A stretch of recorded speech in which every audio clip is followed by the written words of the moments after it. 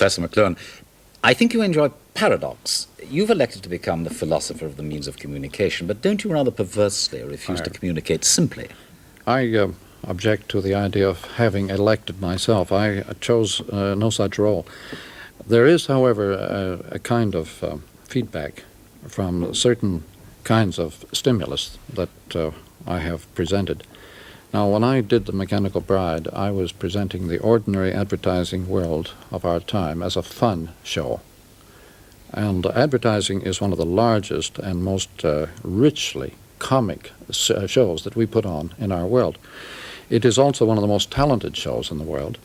And in the future, archaeologists, anthropologists, and all will study our advertising avidly for signs of an extremely complicated culture that we live in. We are completely immune to advertising. Do you know why?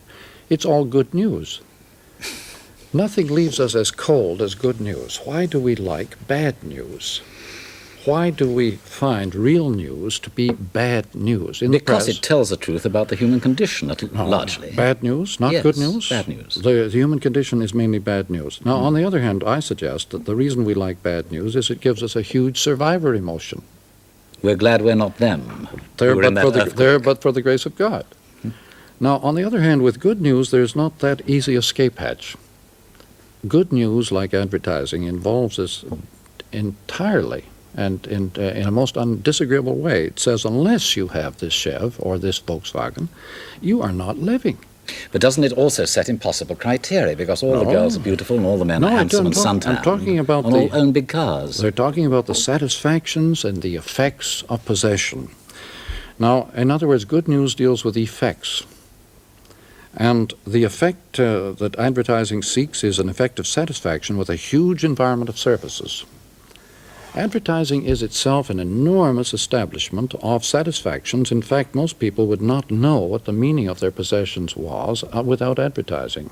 Advertising tells them how they feel about what they have, not what they should have. What does advertising tell you about television, and I mean its use on television? Is it different, you say, in the way it is presented in a moving visual form? Advertising on television has had to abandon the hard sell, that point-to-point contact, that direct message with the sort of Nixon hebdomadal hand raised. This will not work on TV. Also, what will not work on TV is bad news. What about the news from Vietnam and Ulster, which we are seeing every night? People turn it off. But I don't think that's true. Yes, they've discovered this. The sponsored shows in the States, naturally very concerned about their listeners and their viewers, have discovered that people will not watch bad news. But you were saying just now that people need to have bad news because it gives them the satisfaction of knowing that they're not in Ulster or Vietnam. No, all I said was that with bad news you can have survivor emotion. With good news you feel threatened. Your very existence is threatened by good news. Well, what do you say then is the effect upon such situations as Vietnam, riot, war, by television? Do you say that those events are different because of television? No, the viewer becomes totally part of the action, and he finds it so repugnant that he simply will either turns the set off or says, you will stop that war at once. This is what Nixon has discovered. His people will not accept his policies. You said, I explore, I don't explain. Now, isn't that an untenable, indeed inexcusably arrogant position for a teacher to take up, and you are a teacher? You should explain. I explore poetry. I don't think poetry can be explained, but I do think it can be a means of teaching perception. I don't use concepts. I use percepts. I seek to perceive, not to conceive what's in front of me. And perception is exploration. And you do not know from one moment to the next what you're going to discover. It's all excitement and all discovery. You've also said clear prose indicates an absence of thought. This clear seems prose, to me to a contempt for the intellectual processes. There is a saying of Thoreau. He said, the snowdrift is the lull in the wind. The institution is the lull in thought. When you can't think anymore, you establish an institution. When the wind stops blowing, the snowdrift forms. But these are not cynical remarks, they're studies of processes. And the purpose of studying processes is to avoid various kinds of hang-ups, miseries. But the purpose of communication surely is trying to illuminate what goes on in human life. Most people never communicate in their entire lives. They think that what they say is communication. The communication is the effect of what you say. It's not what you say, it's the effect of what you say. Most people only discover the effect of what they say when they read the answers on the examination questions. But you would probably deny that you take a delight or glee in the fact that the printed word is, I think you would say, becoming obsolescent, if not already obsolete. By obsolete, I mean that it has become more prevalent and more abounding than ever. The book has never had it so good. The printed word has never been so big or powerful as now. And this means that it is obsolete, yes. Whereas TV is not obsolete, and it doesn't have a fraction of the effect of print. But you see, there does seem to be a central contradiction here in your theory, Professor McLuhan. Without a contradiction, there could be no polarity. Well, can I tell you what I see it as being? And that is that you've written about the world of electronic all-at-onceness, the global village in which everybody is gathered together by means of television or the new electronic media. Telegraph.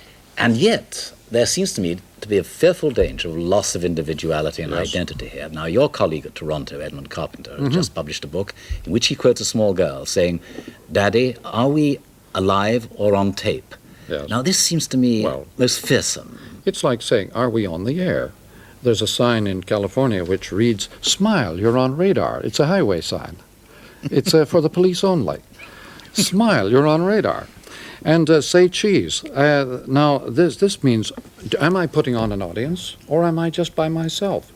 And so when you are putting on a public, then you have a totally different image of yourself than when you are all alone. When you're naked, it's very different from being nude in front of an audience like a stripteaser. But isn't this a serious danger that you foresee, this lack of identity, loss of identity? Danger is of the very element that we live in the 20th century, and extinction is the immediate possibility every hour of the day. Well, one's conscious of this, but aren't these the things to be combated? And I myself would prefer a somewhat more relaxed existence. I never state my preferences because it seems arrogant to me to express a private opinion in a world in which you live with everybody. But surely private opinions are those which in the end have influenced human conduct. They may change history. You might as well shout fire. That's a private opinion. If there's a fire, it's a good idea to shout fire. Except that it creates panic.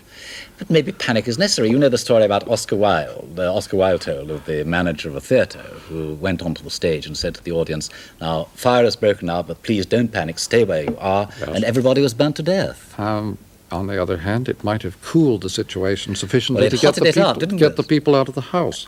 I'm interested in that, but cooling is a process, and hotting up is merely a target. Professor McLuhan, thank you very much indeed.